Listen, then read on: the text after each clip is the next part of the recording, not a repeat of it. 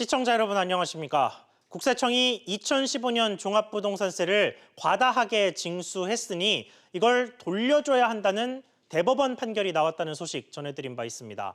환급 대상자가 28만 명에 달하는데 기획재정부와 국세청, 세무서 모두 뒤처리에 손을 놓고 있습니다.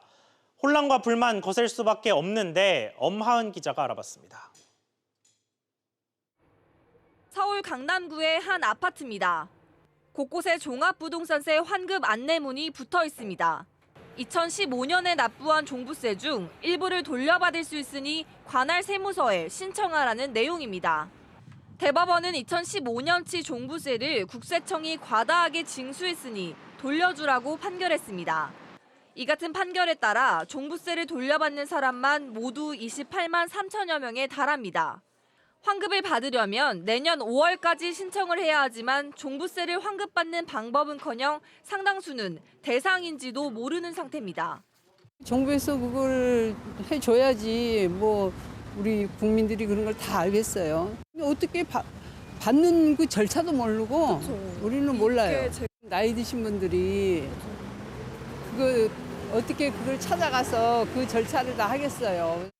일선 세무서에선 관련 문의로 업무가 마비될 정도입니다. 엄청 많아요. 저도 일하면서 한 2분에나 3분에 한 번씩 전화를 받거든요.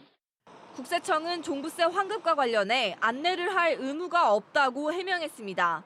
하지만 2016년 이후 종부세 환급 여부에 대한 다른 재판이 진행 중이어서 환급을 둘러싼 혼란은 계속될 전망입니다.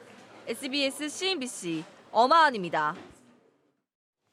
이 대법원 판결의 요지는 같은 부동산에 매기는 세금인 종합부동산세와 재산세 두 개의 공제 혜택을 다르게 계산했던 게 문제였다는 겁니다. 그런데 이번 판결은 2015년에 한정된 판단이고 그 이후 거친 종부세에 대해선 또 다른 소송이 진행되고 있어서 이번 환급 대란이 더 커질 가능성도 있습니다. 취재기자와 이 부분 자세히 짚어보겠습니다. 이한승 기자 나왔습니다. 자, 이 기자. 네.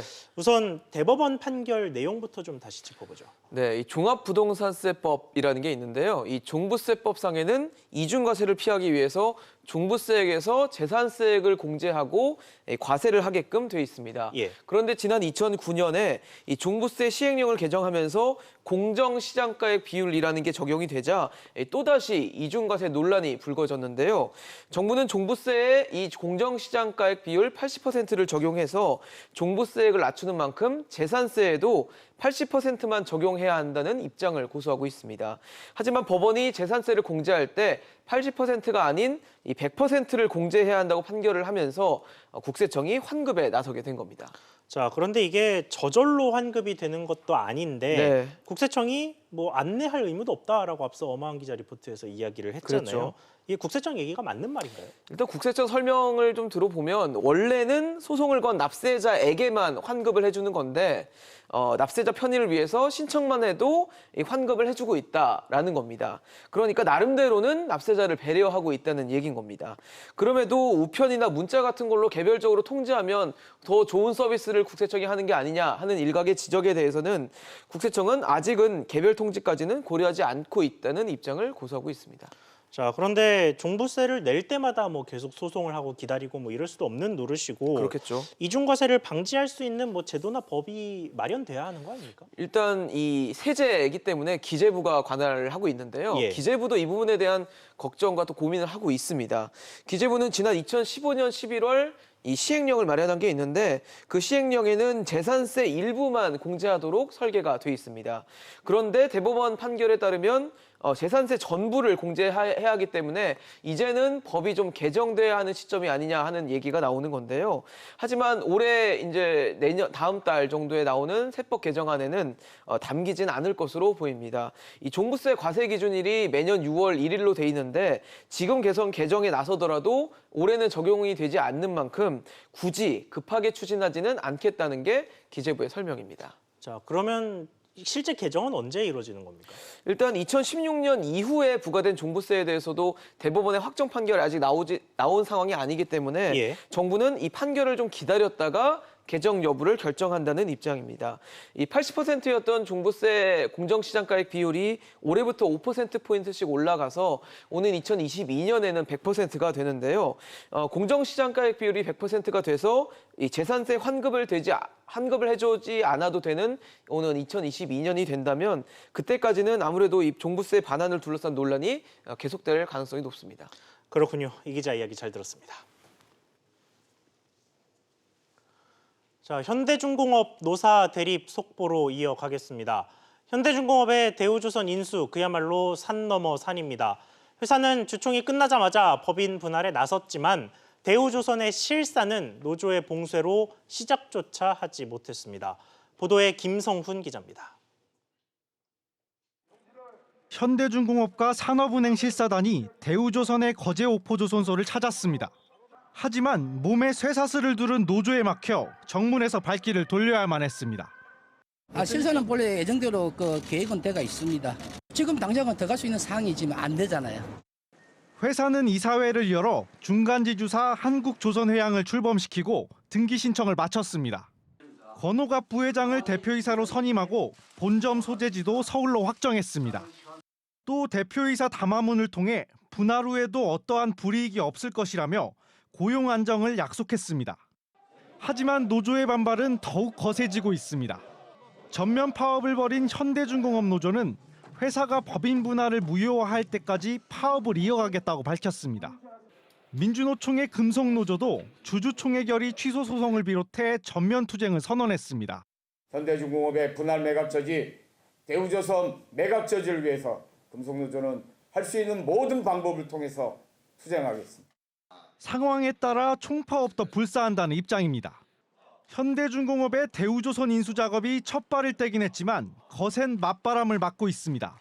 SBS CNBC 김성훈입니다. 조원태 한진그룹 회장이 국제항공운송협회 IATA를 통해서 국제적 입지를 다졌습니다.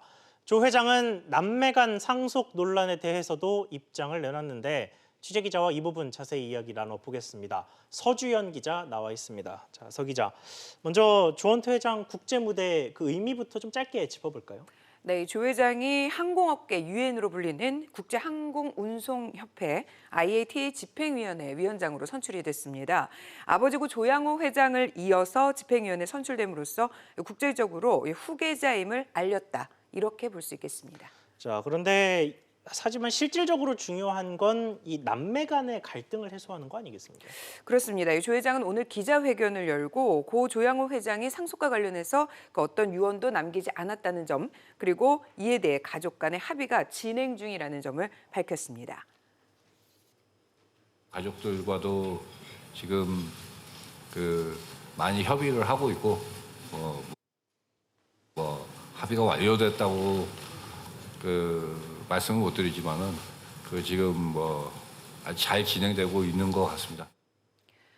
갈등 해결에 대한 자신감과 함께 또 역설적으로 아직 갈등이 진행 중임을 인정한 것으로 볼 수 있습니다. 자, 그런데 방금 조 회장이 이야기한 대로 상속이 원만하게 합의가 되더라도 상속세 재원 마련이 또 그다음 문제 아닙니까? 그렇습니다. 상속세는 주가를 기준으로 단순 계산을 해봤을 때도 2천억 원에서 3천억 원에 이를 것으로 보입니다. 예. 조 회장이 상속 지분의 일부를 팔아서 내는 방법이 있지만 이 경우에는 2대 주주인 KCGI 지분율이 16%에 육박해서 아무래도 경영권 확보도 불투명해질 수 있습니다. 조 회장은 상속세 분납 방식을 택할 것으로 예상이 됩니다. 자, 그런데 방금 이야기한 이 KCGI 강성부 펀드가 계속 한진칼 지분을 늘리고 있는데 이에 대한 이야기도 조 회장이 혹시 했습니까? 그렇습니다. 조 회장은 KCGI에 대해서는 상당히 조심스러운 입장을 밝혔습니다. 들어보시죠. 예. 한진칼의 주주이고 큰 대주주이기도 하지만은 그 이상도 그 이하도 아니라고 생각을 합니다. 마지막으로 만난 것은 작년으로 알고 있는데 그 이후에 전혀 없습니다. 아무래도 남매 간의 합의가 제대로 이루어지지 않은 상황에서 쓸데없이 자극하지 않으려는 것으로 보입니다. 예. 결국 종합적으로 보면 조원태 회장은 IATA를 계기로 국제적으로 고 조양호 회장의 승계자임을 인정받았다. 하지만 내부 갈등의 봉합은 아직 진행형이다. 이렇게 분석할 수 있습니다. 그렇군요. 서 기자 잘 들었습니다. 오늘 낮 기온이 30도 가까이 오르면서 벌써 여름인가 싶었던 분들 많으시죠. 폭염이 시작되면 누진제 때문에 전기료 폭탄 걱정할 수밖에 없습니다. 정부가 본격적인 여름철을 앞두고 누진제 개편에 나서기로 했는데 먼저 개편한 후보들 뭐가 있는지 윤지혜 기자가 설명해 드립니다. 정부가 전기를 많이 쓸수록 할증이 되는 전기요금 누진제를 개편합니다. 지난해 한시적으로 완화했던 누진제도를 전체적으로 손보겠다는 겁니다. 당장 다음 달부터 적용하기 위해 3가지 방안이 나왔습니다. 첫 번째 안은 지난해 7, 8월 시행했던 할인 방식을 정례화하는 겁니다. 할증이 붙는 전기 사용량 구간을 100에서 150kWh 늘리는 방식인데 대다수의 국민들이 지난해처럼 월 10,000원가량의 전기료를 할인받게 됩니다. 두 번째는 여름철에만 요금이 가장 높은 3구간을 없애는 방안입니다. 한 달에 전기를 400kWh 넘게 쓰는 특정 가구만 혜택을 받게 되지만 그만큼 할인폭이 큽니다. 이와 함께 누진제를 아예 폐지하는 방안도 고려 중입니다. 하지만 할증 없이 동일한 요금제를 적용하게 되면 결국 월 평균 4,000원의 요금 인상이 불가피합니다. 한편 산업통상자원부는 중장기적 대안으로 계절과 시간대에 따라 요금을 차등하는 계시별 요금제를 도입하는 방안도 검토 중입니다. 정부는 의견 수렴 과정을 거쳐 이달 안에 최종안을 확정할 계획이라고 밝혔습니다. SBS CNBC 윤지혜입니다. 자, 그렇다면 전기요금 누진제 각 개편안별로 누구에게 유리한 건지 구체적으로 분석해 보겠습니다. 권세욱 기자 나와 있습니다. 자, 권 기자. 네. 먼저 앞서 이제 3가지 방안이 나왔는데 구체적으로 이 각 방안이 어떻게 영향을 미치게 될지 좀 자세히 설명해 주시죠. 네, 누진 구간을 넓히는 일환은 지난해와 같은 혜택을 제공을 하되 논란이 되고 있는 3단계 누진제 틀을 그대로 유지를 하는 측면이 있습니다. 3단계 누진 단계를 폐지하는 이 안은 가구당 평균 할인액이 월 17,800원으로 가장 크다는 장점이 보시는 것처럼 있지만 전력 소비가 많은 가구에 혜택이 집중된다는 단점 또한 있습니다. 누진제를 아예 없애는 제3안은 누진제 논란을 근본적으로 해소를 할 수는 있지만 1,400만 가구가 요금 인상을 감내해야 한다는 단점이 있습니다. 자, 그런데 이 개편안 관련해서 뭐 토론이 있었다고 하는데 이 네. 전문가들의 견해는 어땠습니까? 네. 주택용 전기요금에 적용이 되는 누진제를 폐지해야 한다는 지적이 나왔습니다.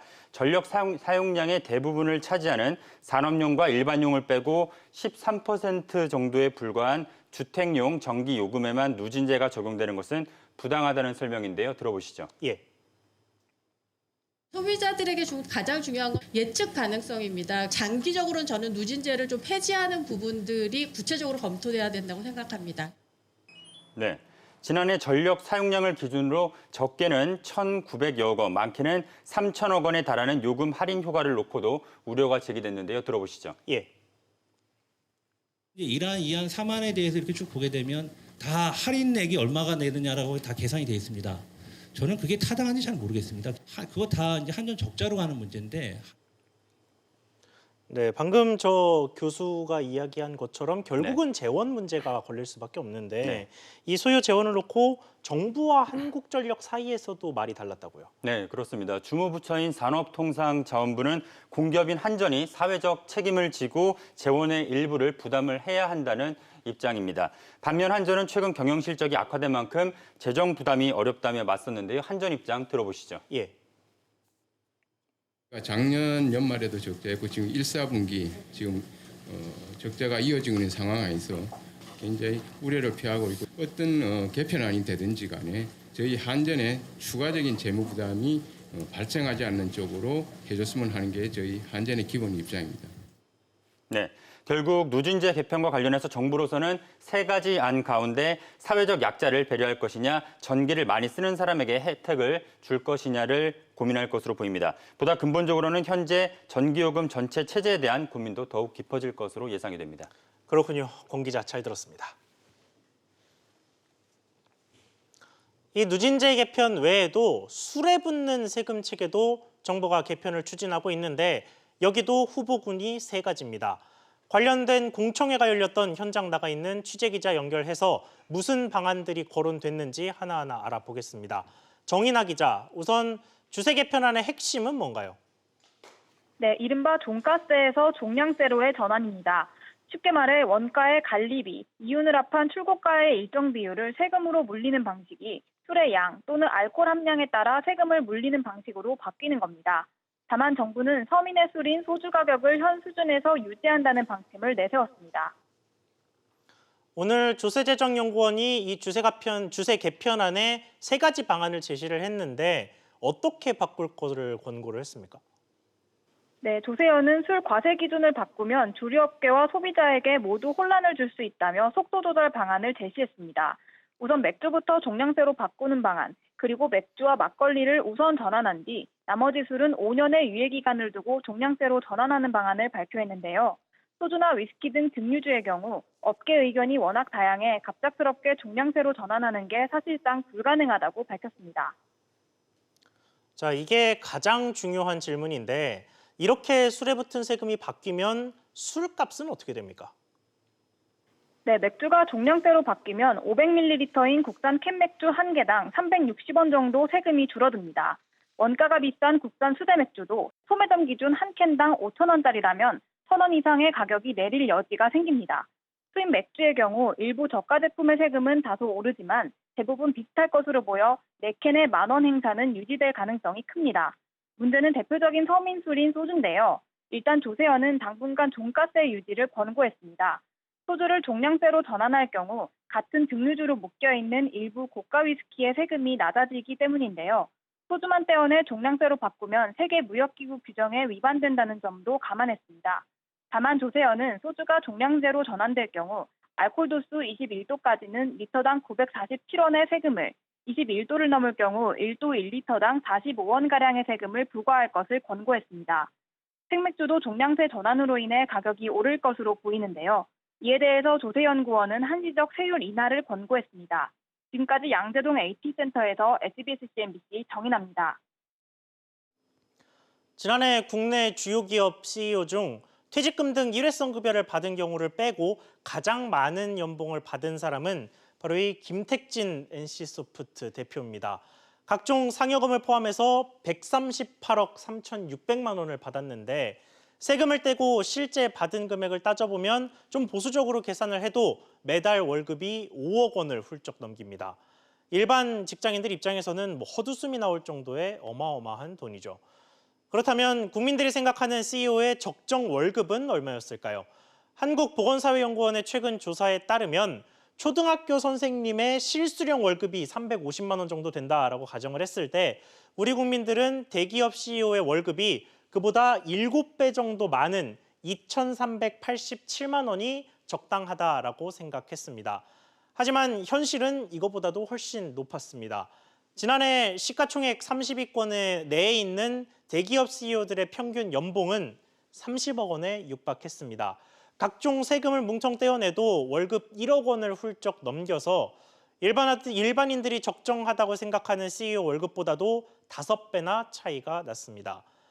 현실이 이렇다 보니까 소득 불평등에 대한 불만도 클 수밖에 없습니다.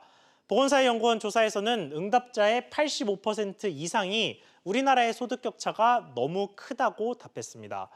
또 10명 중에 8명 이상은 인생에서 성공하는 데 부유한 집안 환경이 중요하다고 답했고 또 노력만으로 사회경제적 위치가 높아질 수 있느냐 하는 가능성에 대해선 절반 이상이 낮다라고 답했습니다.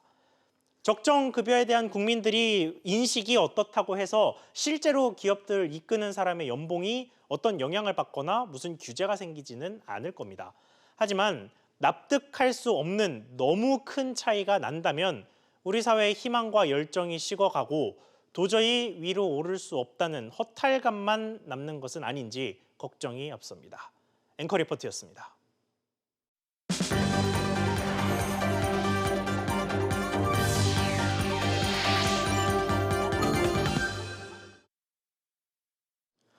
자, 이번엔 부동산 소식입니다.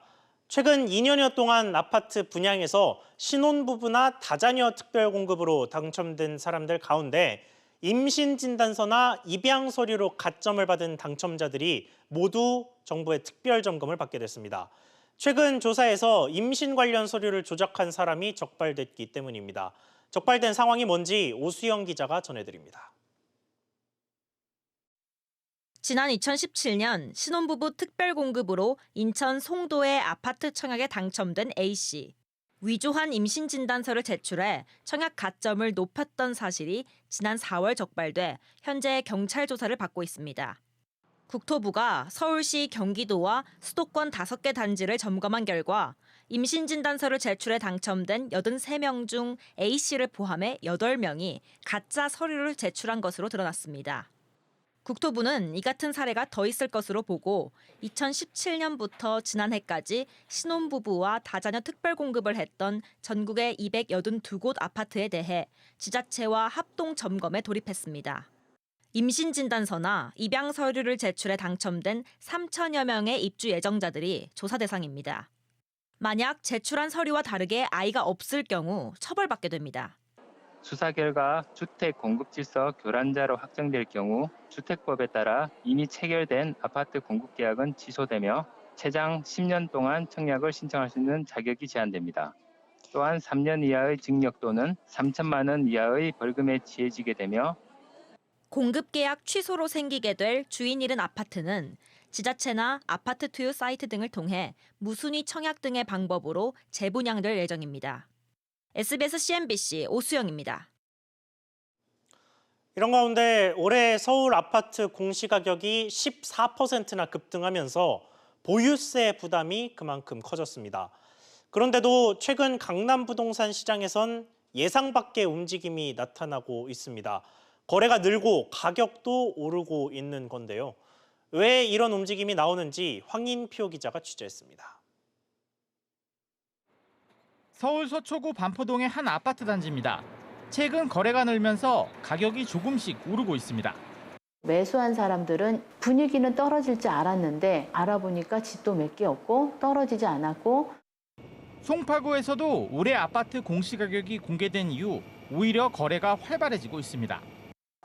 공시가격을 4월 말에 발표해놓고 나니까 별로 오른 게 아니어서 보유세가 별로 부담스럽지 않겠다는 안도감 때문에 사고.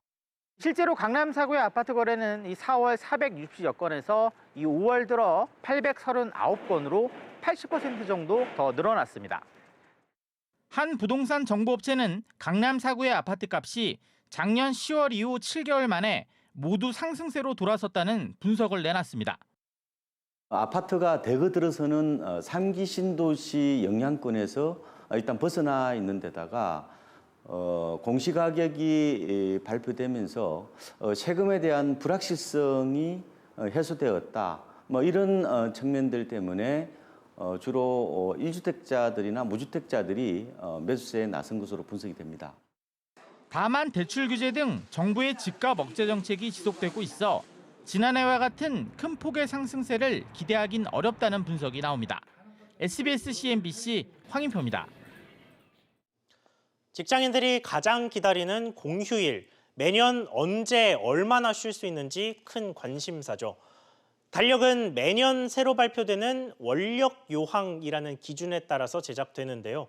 오늘 발표된 이 기준을 보니까 달력에 빨간 날로 표시되는 공휴일 수는 67일, 올해보다 하루 더 많습니다. 강산 기자가 설명해 드립니다.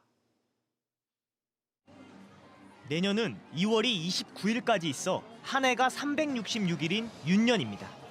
공휴일은 일요일 52일에 관공서 공휴일 15일, 여기에 4월 15일 치러지는 국회의원 선거일과 설날 대체 공휴일 하루를 합쳐 총 69일입니다. 이 가운데 설 연휴 마지막 날과 3일절이 일요일과 겹쳐 실제 공휴일 수는 67일이 됩니다. 먼저 전통 명절인 설은 1월 25일 토요일로 전일 24일부터 27일 월요일 대체 휴일까지 나흘을 쉬게 됩니다. 추석은 10월 1일 목요일입니다. 가장 길게 쉴 수 있는 황금 연휴는 바로 추석 명절인데 9월 30일 수요일부터 일요일인 10월 4일까지 총 5일을 쉴 수 있습니다. 근로자의 날인 5월 1일에 쉬고 4일 월요일 하루 휴가를 내면 6일간 쉬는 것도 가능합니다. 한글날과 크리스마스는 금요일로 주 5일제를 실시하는 직장에서는 3일 연휴가 가능해집니다. 주 5일제를 실시하는 기간의 경우에는 공휴일인 67일과 52일에 토요일이 더해져서 휴일수가 119일이 되는데 공휴일 중에 토요일과 겹치는 설날, 현충일, 광복절, 개천절 4일로 인해서 총 휴일수는 115일이 됩니다. 2월과 3월, 6월부터 8월, 그리고 11월은 평일 휴일이 없습니다. SBS CNBC 강산입니다.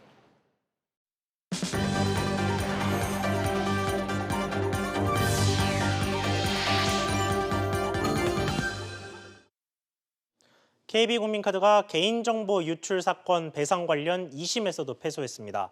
서울고등법원은 국민카드가 개인정보 보호 의무를 위반해 유출 사건 피해자들에게 10만 원씩 배상하라는 1심 판결이 정당했다며 국민카드의 항소를 기각했습니다. 지난 2014년 국민카드와 농협은행, 롯데카드 등은 고객의 이름과 주민등록번호, 전화번호 등의 개인정보를 유출해 파장을 일으킨 바 있습니다. 고액자산가들의 가장 큰 고민의 증여와 상속이라는 조사 결과가 나왔습니다. 삼성증권이 예치자산 30억 원이 넘는 고객을 대상으로 1,630건의 장기 컨설팅을 진행한 결과 고액자산가 중 30.2%가 최근 가장 큰 고민은 증여와 상속이라고 답했습니다.